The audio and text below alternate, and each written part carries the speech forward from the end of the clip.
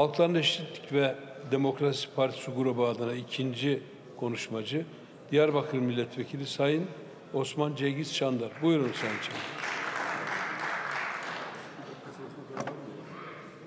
Söz bir dakika mı? Yaz ver. Yaz.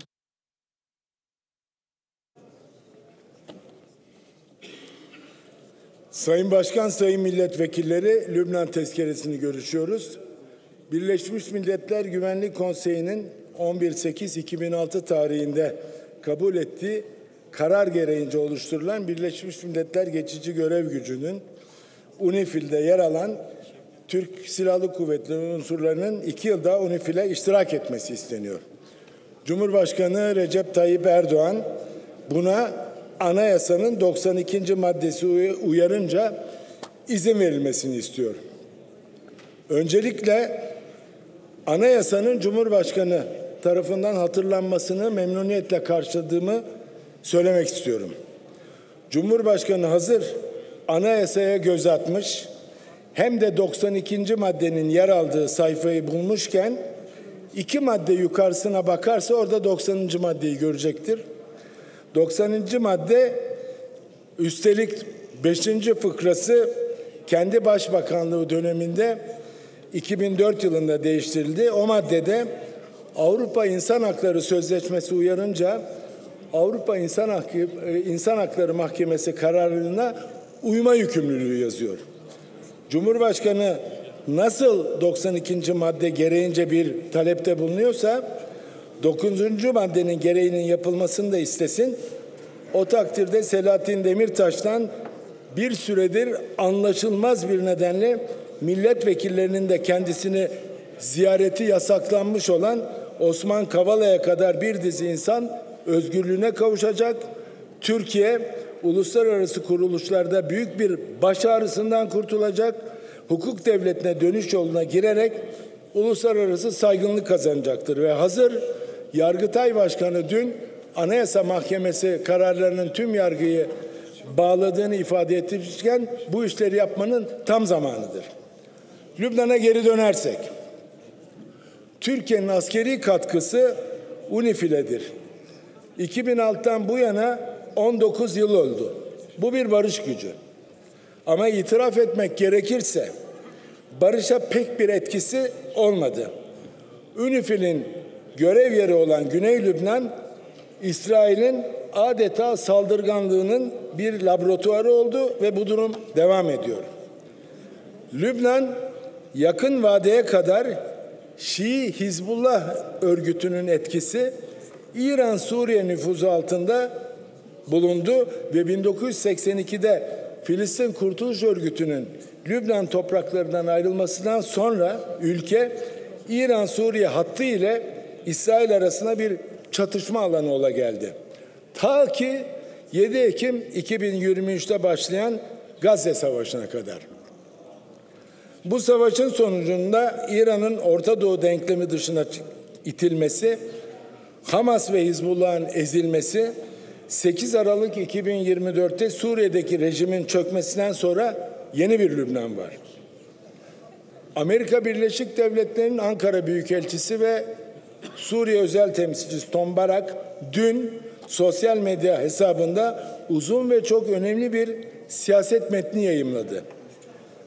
Burada Trump mühürlü Gazze Anlaşması'nın Orta Doğu diplomasisinde bir dönüm noktası olmasından söz ediyor ve Suriye ve Lübnan'ı tasavvur edilen Orta Doğu barışının eksik parçaları olarak tanımlıyor.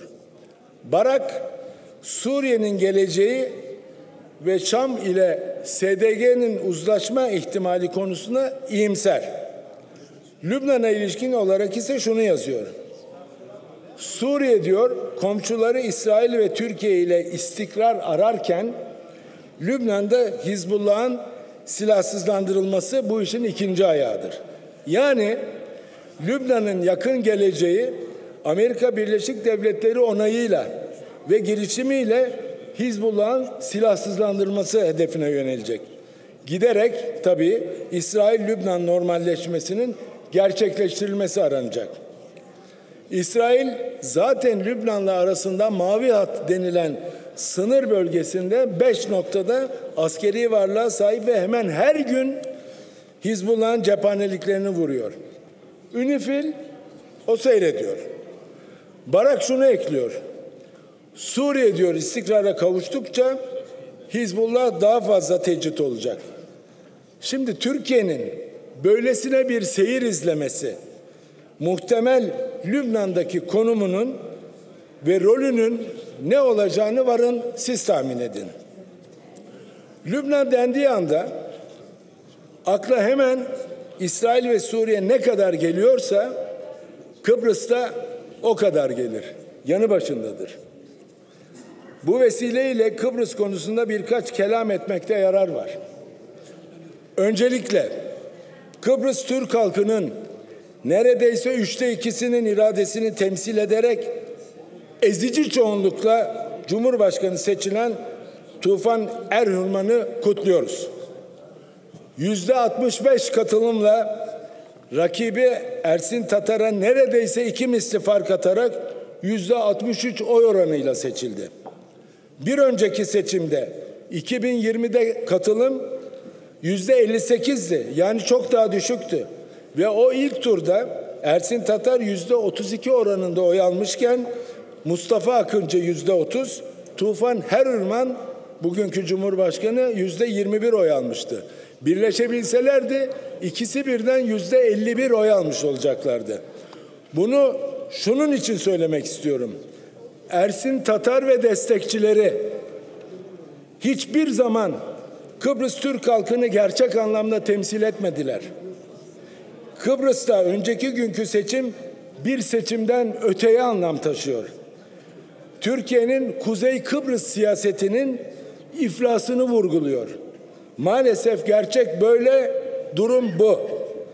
Bu vesileyle size bu seçimin anlamına ilişkin Kıbrıs'ta kaleme alınmış birkaç satırı dikkate getirmek istiyorum.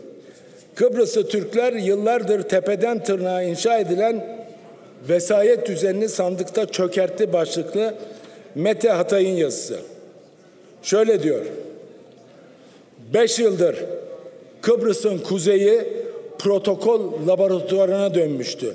Ankara'dan gelen her heyet bir yeni düzen daha getiriyor. Her protokol biraz daha bağımlılık üretiyordu. İnşaatlar büyüyor, ihaleler veriliyor, camiler yükseliyor, irade küçülüyordu. Toplum kardeşlik adı altında yürütülen bu vesayet tarzından bıktı. Yardım diye gelen her şey bir zincire dönüşmüştü. İnsanlar teşekkür etmeye mecbur bırakıldıkça öfke birikti. İşte bu seçim o öfkenin sessiz patlamasıydı. Erhürman bağırmadı. Kimseye hain demedi. Sadece bir cümle kurdu. Kendimize saygı duyalım. Basit ama derin.